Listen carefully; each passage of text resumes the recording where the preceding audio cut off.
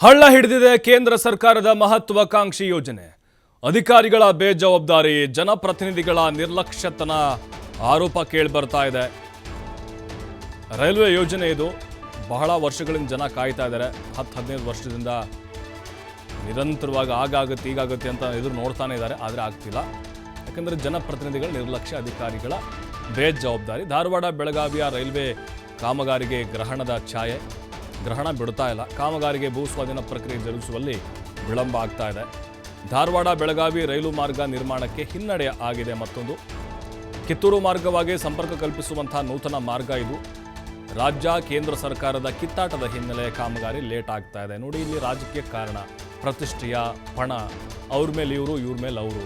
ಇದು ನೋಡಿ, ರೈಲ್ವೆ ಅನ್ನುವಂಥ ಯೋಜನೆ ಏನಿದೆ 50-50 ಇದು. ರಾಜ್ಯ ಸರ್ಕಾರದ 50 ಇರುತ್ತೆ, ಅಂದರೆ 0.5% ಏನೇ ಆಗಿರ್ಬೋದು, ಅದು ಭೂ ಸ್ವಾಧೀನ ಪ್ರಕ್ರಿಯೆ ಹಣ ಆಗಿರ್ಬೋದು, ಅನುದಾನ ಆಗಿರ್ಬೋದು. ಕೇಂದ್ರ ಸರ್ಕಾರದ ಕೂಡ 50% ಇರುತ್ತೆ. ಅಗತ್ಯ ಭೂಮಿಯನ್ನು ರೈಲ್ವೆ ಇಲಾಖೆಗೆ ಹಸ್ತಾಂತರಕ್ಕೆ ಹಿಂದೇಟು ಹಾಕ್ತಾ ಇದ್ದಾರೆ.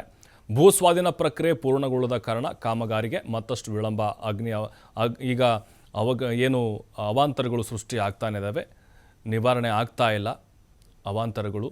2020 ಸೆಪ್ಟೆಂಬರ್ನಲ್ಲಿ ಈ ಮಾರ್ಗಕ್ಕೆ ಮಂಜೂರಾತಿ ನೀಡಲಾಗಿತ್ತು. ಒಟ್ಟು 927.40 ಕೋಟಿ ವೆಚ್ಚದಲ್ಲಿ ನಡೀಬೇಕಾಗಿದ್ದ ರೈಲು ಕಾಮಗಾರಿದು.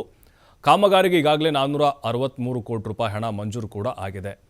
ನೋಡಿ, ಈ ಏನಿದೆ ಅಲ್ವಾ, ಭೂ ಸ್ವಾಧೀನ ಪ್ರಕ್ರಿಯೆ, ಇದನ್ನು ರಾಜ್ಯ ಸರ್ಕಾರ ಮಾಡಬೇಕಾಗತ್ತೆ. ಹಾಗಾಗಿ ಅಲ್ಲಿನ ರೈತರು ವಿರೋಧವನ್ನು ವ್ಯಕ್ತಪಡಿಸಿದರು. ಕೆಲವೊಬ್ಬರು ತಮ್ಮ ಜಮೀನನ್ನು ಕೊಡಲಿಕ್ಕೆ ಮುಂದಾದರು, ಕೆಲವೊಬ್ಬರು ಕೊಡ್ತಾ ಇಲ್ಲ, ಹಿಂದೇಟು ಹಾಕ್ತಿದ್ದಾರೆ, ಕೋರ್ಟ್ನಲ್ಲಿ ಸ್ಟೇ ಹೋದರು. ಹಾಗಾಗಿ ಅವ್ರನ್ನ ಮನವೊಲಿಸಿ ಈ ಭೂಮಿಯನ್ನು ಮಂಜೂರು ಮಾಡಬೇಕು, ಭೂ ಸ್ವಾಧೀನ ಮಾಡಬೇಕು, ಕಿತ್ತಾಡ್ತಾ ಇದ್ದಾರೆ. ನೋಡಿ, ಆ ಭಾಗದ ಸಂಸದರು ಜೊತೆಗೆ ಆ ಭಾಗದ ಶಾಸಕರುಗಳು ಒಂದು ಸಮನ್ವಯತೆಯಿಂದ ಕೆಲಸ ಮಾಡಬೇಕು. ಈ ಒಂದು ರೈಲು ಮಾರ್ಗ ಆಯಿತು ಅಂತ ಹೇಳಿದ್ರೆ ಬಹಳ ಅನುಕೂಲ ಆಗುತ್ತೆ. ಬೆಳಗಾವಿ ನೋಡಿ, ಪ್ರವಾಸೋದ್ಯಮದಲ್ಲೂ ಕೂಡ ಮತ್ತು ಬೃಹತ್ ಕೈಗಾರಿಕೆಗಳನ್ನು ಹೊಂದಿರುವಂಥ ನಗರ ಆಗಿದೆ. ಧಾರವಾಡಕ್ಕೂ ಮತ್ತು ಅದಕ್ಕೂ ಉತ್ತಮವಾದಂಥ ಒಂದು ರೈಲ್ವೆ ಮಾರ್ಗ ಇದು. ನೋಡಿ, ಈ ಹಿಂದಿನಿಂದಲೂ ಕೂಡ, ದಶಕದಿಂದಲೂ ಕೂಡ ಇದರ ಬಗ್ಗೆ ಧ್ವನಿ ಎತ್ತಾ ಇದ್ದಾರೆ, ಹೋರಾಟಗಳನ್ನು ಮಾಡ್ತಾ ಇದ್ದಾರೆ. ಆದರೂ ಕೂಡ ಗ್ರಹಣ ಮಾತ್ರ ಬಿಡುತ್ತಾ ಇಲ್ಲ. ಮಂಜೂರಾತಿಯಾಗಿ 5 ವರ್ಷಗಳು ಕಳೆದಿದ್ದಾವೆ. ಆದರೆ ಬೆಳಗಾವಿ ಜಿಲ್ಲಾ ವ್ಯಾಪ್ತಿಯಲ್ಲಿ ಭೂ ಸ್ವಾಧೀನ ಪ್ರಕ್ರಿಯೆ ವಿಳಂಬ ಆಗ್ತಾ ಇರೋದು. ಕಾಮಗಾರಿ ಆರಂಭ ಮಾಡಲಿಕ್ಕೆ ಇದು ಹಿನ್ನಡೆ ಆಗ್ತಾ ಇದೆ. ನೋಡಿ, BJP ಸರ್ಕಾರ ಇದ್ದಾಗಲೂ ಕೂಡ ಅಧಿಕಾರಿಗಳು ನಿರ್ಲಕ್ಷ್ಯ ವಹಿಸಿದ್ದಾರೆ ಅನ್ನುವಂಥ ಆರೋಪ ಇದೆ. ಈಗಲೂ ಕೂಡ ಅದು ಹಾಗೇ ಮುಂದುವರೆದಿದೆ. ಭೂ ಸ್ವಾಧೀನ ವಿಳಂಬ ಆಗ್ತಾ ಇದೆ. ಇದು 2019ರಲ್ಲಿ ಬೆಳಗಾವಿ ಧಾರವಾಡ ನಡುವಿನ 73 ಕಿಲೋಮೀಟರ್ ಉದ್ದದ ಯೋಜನೆಗೆ ನೋಡಿ ಹಣ 823 ಕೋಟಿ ಅನುದಾನವನ್ನು ಒದಗಿಸಲಾಗಿದೆ. ಆದರೆ ಇನ್ನೂ ಭೂ ಸ್ವಾಧೀನ ಪ್ರಕ್ರಿಯೆ ಕಂಪ್ಲೀಟ್ ಆಗಿಲ್ಲ.